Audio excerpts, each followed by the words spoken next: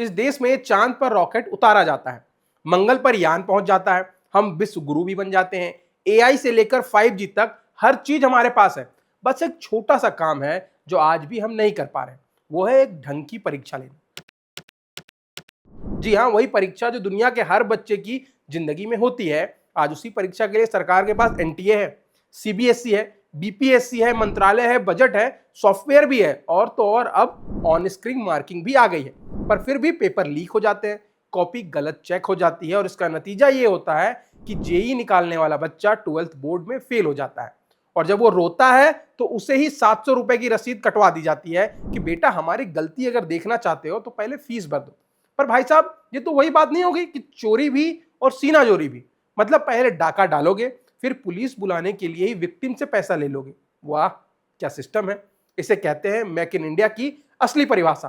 पर अब जरा ओएसएम नाम की इस चमत्कारी चीज की कहानी को समझ लेते हैं। सीबीएसई ने इस साल पहली बार ऑन स्क्रीन मार्किंग शुरू की, यानी कॉपी स्कैन होगी और फिर टीचर स्क्रीन पर चेक करेंगे, कंप्यूटर खुद नंबर को टोटल करेगा, बिल्कुल पारदर्शी, बिल्कुल त्रुटि रहित, ऐसा दावा था। पर परिणाम क्या निकला?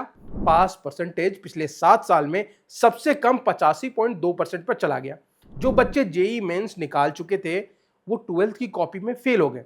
एक बार फिर से सुनिएगा, जेई मेंस निकालने वाला बच्चा 12th में फेल हो जाता है। जो बच्चा देश का सबसे कठिन इंजीनियरिंग एग्जाम क्रैक कर सकता है वो आपकी 12th के एग्जाम में फेल हो गया, और आप कह रहे हैं कि हमारा सिस्टम सही है, बच्चा ही कमजोर है आपका।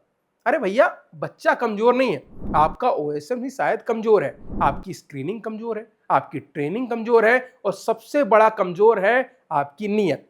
एक छात्रा दिविसा बताती है कि उसे मैथ्स में 80 में 21 नंबर मिले। एक दूसरा बच्चा पुलकित कहता है कि उसे मैथ्स में 15 नंबर मिले। सोचिए, प्री बोर्ड में 70 प्लस लाने वाला बच्चा अचानक 15 कैसे ला सकता है? जादू हुआ है क्या? पर हाँ, जादू ही हुआ है। ओएसएम की काली जादूगिरी है जिसमें पन्ने धुंधले हो गए हैं, ग्राफ भी कट गए हैं, और बच्चे की मेहनत स्क्रीन के पिक्सल में कहीं गुम हो गई है। अब बोर्ड के एग्जामिनेशन कंट्रोलर साहब मिस्टर संयम भारद्वाज कैमरे के सामने बड़ी विनम्रता से फरमाते हैं कि हम लगभग 1.25 करोड़ बच्चों की कॉपी चेक कर रहे हैं, तो हो सकता है कि कोई गलती हो गई हो। पर वाह साहब, क्या बेबाक कबूलनामा है। इतनी ईमानदारी से तो शायद किसी ने अदालत में भी नहीं कहा होगा।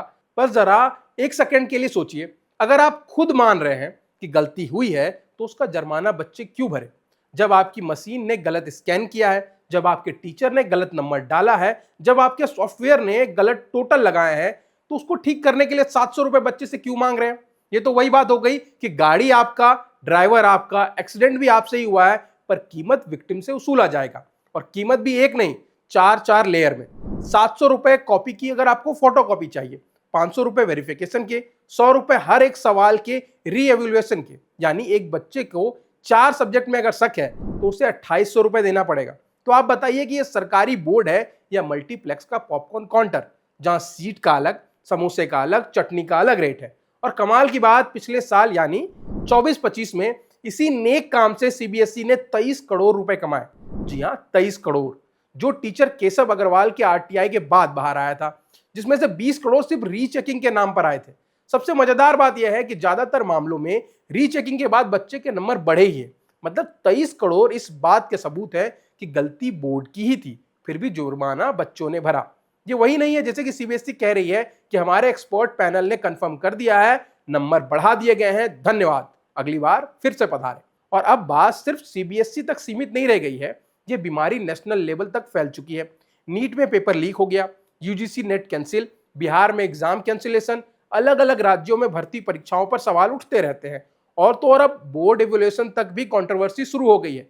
यानी बच्चा चाहे डॉक्टर बनना चाहता हो, चाहे प्रोफेसर बनना चाहता हो, इंजीनियर बनना चाहता हो, क्लर्क बनना चाहता हो, या बस 12th पास करके कॉलेज जाना चाहे, हर जगह एक ही बोर्ड लगा है कि सावधान, आगे सिस्टम जो है वो थोड़ा गड़बड़ है। कभी पेपर लीक हो जाता है, कभी आंसर की गलत निकलती है, कभी सर्वर क्रैश हो जाता है, कभी कॉपी चेकिंग में गड़बड़ी मिलती है। हर बार कहानी वही है, बच्चे प्रोटेस्ट करेंगे, पेरेंट्स रोएंगे, मीडिया डिबेट होगी, मिनिस्टर साहब कोई स्टेटमेंट दे देंगे, और इन सब के बाद कमेटी बनेगी, फिर सब शांत, अगले साल फिर से वही सर्कस, ढाक के 3 पात। अब आपकी इस वीडियो पर क्या राय है कमेंट सेक्शन में हमें जरूर बताइए, और अगर ये वीडियो आपको पसंद आया है तो इसको लाइक करें, सब्सक्राइब करें बजरबट्टू दुनिया को।